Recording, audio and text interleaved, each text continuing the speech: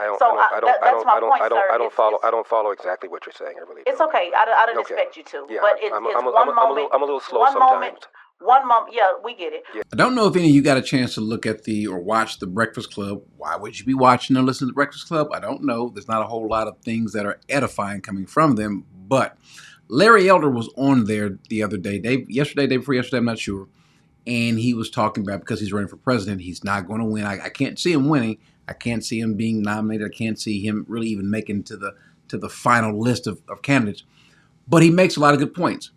Larry Elder is a black man who grew up in the South, but also mainly grew up in Los Angeles. He is a conservative black man who advocates for conservative principles that I think are actually found in the Bible. But he goes onto the Breakfast Club, and of course, he's not in friendly territory. There's some hostilities there, especially with one particular lady. But I want you to listen to what's happening, this little banter going back and forth, and see if you pick up some inconsistencies, not from him, but from the lady who's really is attacking him. Mr. Elder, I know a lot of black conservatives, and I completely agree about the black family. I don't think anybody here objects to that. Don't disagree about that at all. I think when you talk about ideology and then you mix in parties and then personalities, it gets kind of confusing. And, you mentioned yourself not to moan and groan, that as long as you work hard, all is well. And I think where the conflict is coming in is you did moan and groan about how the Republicans treated you. You did moan and groan about Governor Newsom and, asking for a recall. You did not leave that up to the voters. You are moaning and groaning when it comes to Donald Trump and how he's being treated. So it just seems to be a hypocrisy. And I don't know if the message would land a little bit better if there was some fairness across the board on Democrats and Republicans. I'm an independent, by the way, and I think both parties are trash. And I think all of us here, see both sides. And that's the part that's just not landing for me. There seems to be an unfairness on both sides with you. Well, not too surprisingly, I don't agree with your analysis. How is it that I did not leave the recall to the voters? What do you mean by that? What do you? You said I didn't leave the recall to the voters. No. I said you moaned and groaned about it. You said it should be recalled, correct? Correct? I said Gavin Newsom should have been recalled, yes. Right, that's moaning and groaning. Well, actually, it's taking advantage of what's in the California Constitution, which is when a certain percentage of voters sign a petition to recall a politician, there can be a recall vote, and there was one, as there was in 2003, we recalled the governor then, and there was in 2021 when I attempted to recall Gavin Newsom. That's part of our democratic process in California. Absolutely. We agree with that. I'm going to your statement when you said rather than moan about it. A little while ago, you said rather than moan about it, I'm just going to keep doing the hard work. And so I'm just saying that technically is moaning about it because the governor is the... So she didn't even know what she's saying. She didn't even realize what came out of her mouth. He said that you're moaning and groaning about the recall, not leaving it up to the voters, and he's trying to get her to understand. She didn't know what she's saying, or maybe she's not clear, but this is literally what you said. A recall, by definition, is up to the voters. Moaning and groaning does not mean that you don't do anything about the situation that you're in. Moaning and groaning is accepting the situation that you're in while complaining about it. So he's trying to explain to her, by the way, let me just say this.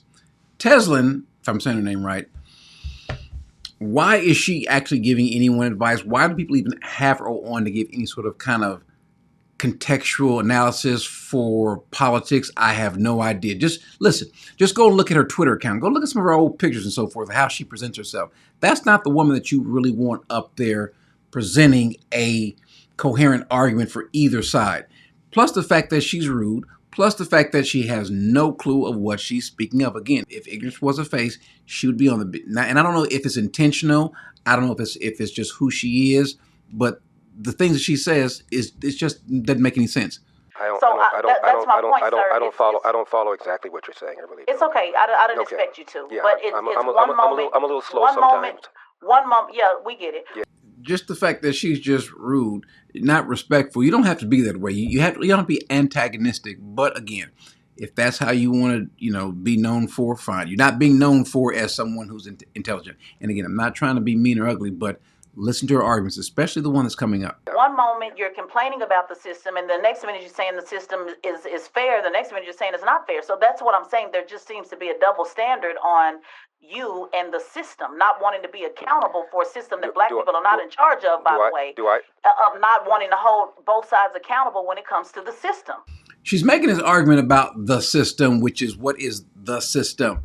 The system, I guess, is everything that's out there. I'm not sure what system. Are you talking about the housing system? Are you talking about the correctional system? Are you talking about the justice system? What are you talking about? And she's not really clear on that because she wants to get this point across of this idea, this notion of institutionalized racism or systemic racism.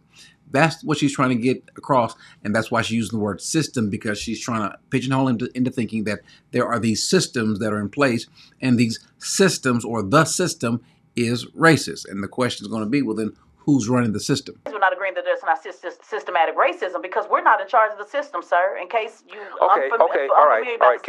Black people have never been in charge of any system. Now, notice her argument. She's saying that black people have never been in charge of the system, of any system. That's literally what she just said.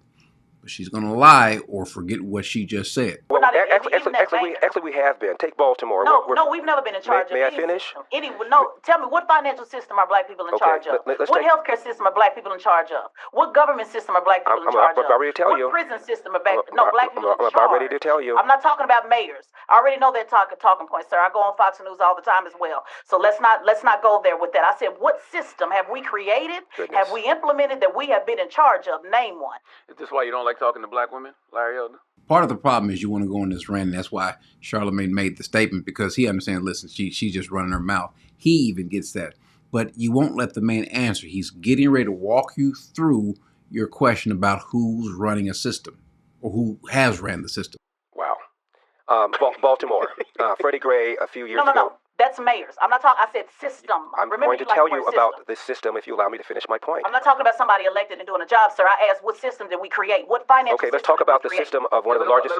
Thank you. One of the systems of one of the largest cities in America, Baltimore. Freddie Gray died in police custody a few years ago. The mayor was black. The head of the police department was black. Number two. It's not in charge of the system, but go ahead. Number two person in charge of the police department was black. Still not in charge of the all the system. city council, Democrats, majority black. Still not in charge of the system. Wow. That's a position. 6 officers charged, 3 of them were black. A judge before whom 2 of the officers tried their case found him not guilty was black. Still not in charge of the system. The city intendant of public schools was black. The county superintendent of public schools was black. The attorney general at the time, Loretta Lynch, is black, as was the president of the United States, was black. And yet, still not in charge of the system. So I asked you a simple question, sir. Well, Wanda Sykes said when Barack Obama got elected, how are you going to complain about the man when you are the man? Now, from the president to the attorney general to the state attorney to the mayor to the head of the police department to the commissions of the schools in the city and in the county to the majority of city council in that city, all of them are black. And you're still saying that we don't run anything? So who's in charge of the No. system? I said who created the system. I didn't say we didn't run anything. So here she is. She's saying, no. I didn't say who's in charge of the system. I said who created the system. So let's just play back what she said. Because we're not in charge of the system, sir. In case you All right. Can we? Black people have never been in charge of any system. One, she either is confused herself or just being disingenuous. The point is that you've got people who are black, who are literally running the system. If the president isn't running the system, well, then who is? Who's in charge of the system? Then you've got the Attorney General of the United States who is running a particular system. Then you've got the mayors and school superintendents and so forth, and district attorneys who are running systems. So all the way from the bottom to the top, you at this point in time that he's trying to bring up that there was a time where blacks were running the systems, in many cases, a lot of the systems. His point is, you're sitting there complaining and you think it's that the white man is holding you down. What does this got to do with anything biblical? Because what's happening is we are going against certain biblical principles about us being responsible, one, for ourselves, but then also, two, his biggest point is the breakdown of the family. And it brings the fact that at our most racist time, or some of the most racist times, especially coming from slavery to Reconstruction, Jim Crow, where you saw black people, even though America was clearly racist, we didn't see what we're seeing now. We saw the black family being intact. We saw the greatest growth in black wealth from the 1940s to the 1960s, but then it stopped. What happened? We made it easy. We incentivized people to not take care of themselves. Black, white, Hispanic, all of them, didn't matter, but it would disproportionately affect blacks. And you would see black households, by and large, now being ran by one single black woman. That is a recipe for disaster. The Bible tells us that, but if anyone, speaking of a man, does not provide for his own, and especially for those of his household, he has denied the faith and is worse than an unbeliever. This is where we see us, whether it be black, Hispanic, or white. You are required to take care of your own family, whatever that means. You are required to provide for them and your own. If you want if you want to kind of make that to include the local community, I have no problem with that either. But it's your responsibility, not the government. Remember, Jesus makes a statement, the poor shall you have with you always. As a matter of fact, let's recall the parable of the talents. And we notice in the parable of the talents, there are 3 men who this master gives talents to. The one with 5, the one with 2, and the one with 1. And let's go back to it in Matthew 25:19 says, not after a long time, the master of those slaves or those servants came and settled accounts with them. The one who had received the 5 talents came up and brought 5 more talents. Let's drop down to the next one. The one who had, in verse 22, had received 2 talents came up and said, Master, you entrusted 2 talents, just like the one with the 5 talents. And he had gained 2, just like the one previous gained 5. And he called him, well done, good and faithful servant. But look at the one with 1 talent. And the one also who had received the 1 talent came up and said, Master, I know you to be a hard man, reaping where you did not sow and gathering where you scattered no seed. And I was afraid and went away and hid your talent and ground. See, you have what is yours. Here's a person who is kind of looking at the system and thinking it's not right, it's not fair, it's a hard system. And so let me just bury this so that you can at least get back what you put in. But what does the man say? He calls him an evil, wicked, lazy servant. I don't care if you're black, white, Hispanic. This is a biblical principle. If you do not work, you shall not eat. And if you work, if you save, if you just do certain things that are, one, biblical, but even practical. If you go to school, graduate from school, don't get pregnant out of wedlock, don't get pregnant before you're 20, get married, get you a job, keep a job until you get another job. You do those things, you are going to be successful. Now, does it always mean that having a parent, having a father there, or graduating high school and college guarantees you success? No, but it increases the likelihood. The problem, though, we've got people who don't want to assume that black people have the ability to take care of themselves. They would rather blame somebody else. So what do white people do wrong? I'm gonna keep asking you that because It seems to me rather than deal with what's going on, the pathology that's going on in the inner city, you want me to talk about how bad white people are, which I don't think is a particularly productive thing to do. I think there's a cause and effect, but if we can't talk about the cause, which I believe is systemic racism and white supremacy, the FBI said. Well, I just told you, if it's systemic racism, please explain to me how it was when America really had systemic racism in 1940. 87% of blacks lived under the poverty line. Again, this is during Jim Crow era. My father is from Athens, Georgia, grew up in Jim Crow. My mom is from Huntsville, Alabama, grew up in Jim Crow. 87% of blacks live below the poverty line. This is before Brown versus Board of Education. You did not find these kind of black-on-black crime. I'm sorry? You're forgetting the fact that they were still living below the poverty line. In 1940, 87% of blacks lived under the poverty line.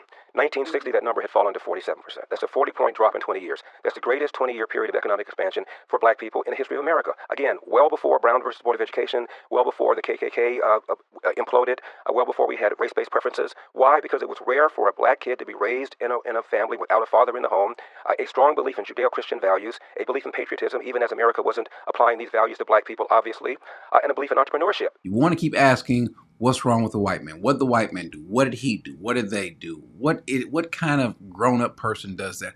Peter asked Jesus when he sees John coming, well, what about him? Jesus says, what's that to you? What if I wanted him to remain until I come back? You do what you're supposed to do. Your focus is on the wrong person. You remember one of the more famous passages in the Bible, Psalm 23, the Lord is my shepherd, I shall not want. Well, if that's the case, well then if your focus is in the Lord, who is your shepherd, and you shall not want, well then why do you care about someone else? Look to the person who actually is going to be the one that's going to help you. As a matter of fact, even in the New Testament, in Hebrews 13:6, so that we confidently say, the Lord is my helper. I will not be afraid. What shall man do to me? So I'm not focused on the white man, the black man, the red man, the yellow. I'm focused on the man Christ. That should be our focus. In the meantime, while I'm here on earth, I'll do what he's purposed me to do. While at the same time, that necessarily includes me taking care of my family, making sure the children get off to school, get education, whether they're homeschooled or what have you, private school, making sure that they are grown, they are developed, they're brought up in the Word, taking care of your wife or your spouse. Those are the things that are supposed to be done individually, and then we see that kind of multiplied out collectively amongst the community. We wouldn't have these problems because no other race has this problem except for, well, at least for the most part, blacks who are from America, because blacks from Nigeria, blacks who are from the Caribbean, most blacks who come to this country do better than the blacks who are native to this country after one generation of being here. That's not racism.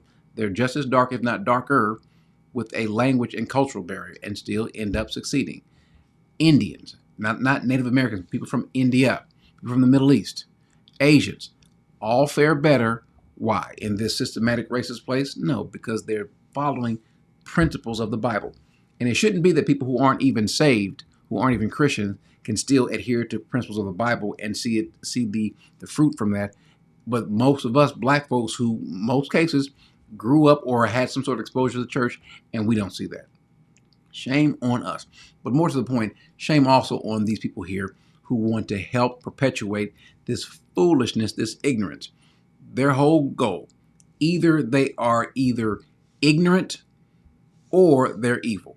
Their whole goal is not to help anyone, but to put on a show, lob fireballs at somebody, hurl insults, and make sure that we never come around to seeing what the true way to growing out of poverty, to raising a healthy family, that's not their concern.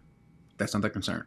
Rather, let's make sure that the black guy who's bringing in accountability and calling attention to what's really the problem, let's impugn him. But that's okay. Hopefully most people can kind of see through Charlamagne, and certainly hopefully they can see through this woman, Teslin. I think I'm saying her name right. She said some interesting and, let's just be honest, some ignorant things in the past. I get going on that show, but you're not going on that show to get anything healthy from that.